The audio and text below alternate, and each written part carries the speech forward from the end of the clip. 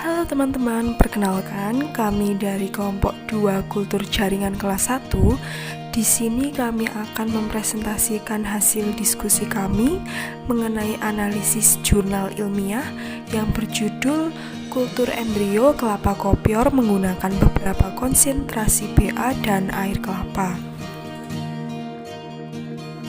Sebelumnya, perkenalkan nama anggota kelompok kami. Yang pertama ada Alfia Erawati, yang kedua ada Aurora Sukma, yang ketiga ada Farida Tunasihah, yang keempat ada Rizal Nur Alfian, yang kelima ada Bernita Adelia, yang keenam ada Fiona Andira, dan yang terakhir ada Diana Nur Afifah. Oke, yang selanjutnya kita akan membahas yang pertama ada bagian tumbuhan yang akan dikultur. Dalam kultur embrio kelapa kopior yang menggunakan beberapa konsentrasi BA dan air kelapa, bagian tumbuhan yang dikultur adalah embrio yang berasal dari kopior yang berusia 11 bulan. Selanjutnya adalah teknik yang dilakukan. Teknik yang dilakukan untuk kultur pada penelitian ini menggunakan kultur embrio, yaitu menumbuhkan embrio zigotik pada kondisi aseptis dalam medium tertentu sehingga diperoleh bibit tanaman. Kultur embrio merupakan salah satu alternatif untuk menyelamatkan spesies yang sulit untuk ditumbuhkan secara alami dan dapat digunakan untuk menyelamatkan dan menumbuhkan embrio yang membutuhkan kebutuhan khusus dalam proses pertumbuhannya. Dalam kultur embrio, salah satu cara untuk meningkatkan persentase keberhasilan dan mempercepat proses pembentukan mata tunas atau tunas kelapa kopior adalah dengan menggunakan zat pengatur tumbuh baik eksogen dan endogen serta penambahan zat aditif berupa air kelapa.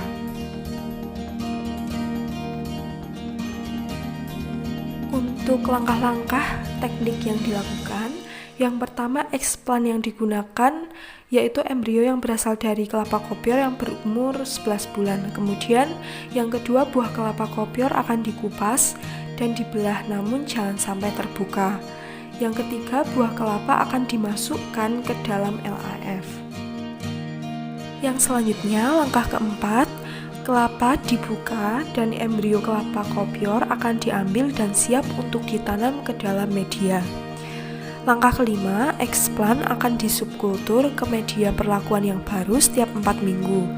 Langkah yang terakhir adalah kultur akan diinkubasikan dalam ruang kultur pada suhu 26 derajat Celcius dengan pencahayaan dari lampu TL berintensitas 1000 lux.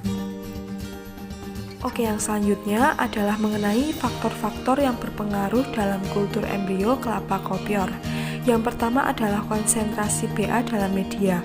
Pada media 4 mg per liter, BA tanpa air kelapa memiliki persentase daya kecambah yang tertinggi, waktu muncul tunas tercepat, dan juga tinggi tunas tertinggi. Faktor yang kedua adalah konsentrasi air kelapa.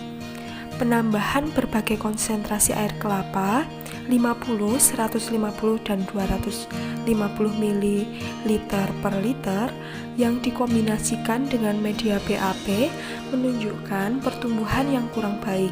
Dilihat dari waktu muncul tunas yang lebih lama, tinggi tunas terendah, dan persentase daya kecambah lebih rendah.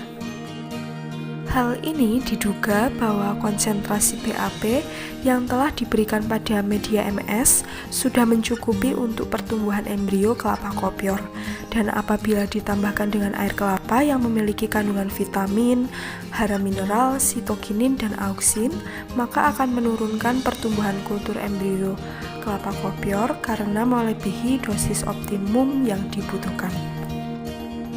Pokok bahasan yang selanjutnya adalah media kultur yang digunakan.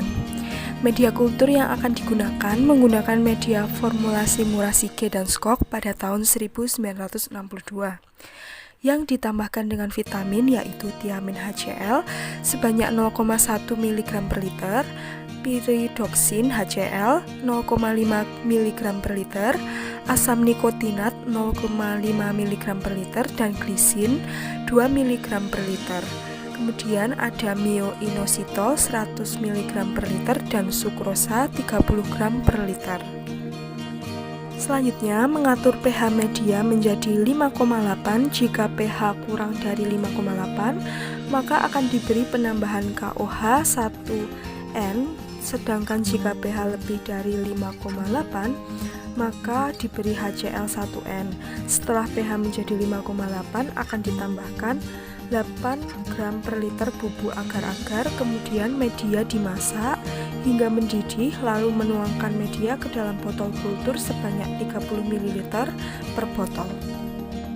Kemudian selanjutnya, menutup botol yang berisi media dengan plastik bening, kemudian diikat dengan karet dan akan disterilisasi dengan autoklaf pada suhu 121 derajat Celcius dengan tekanan 1,2 atm selama 15 menit.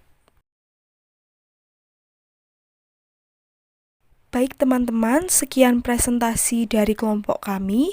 Kurang lebihnya mohon maaf. Terima kasih.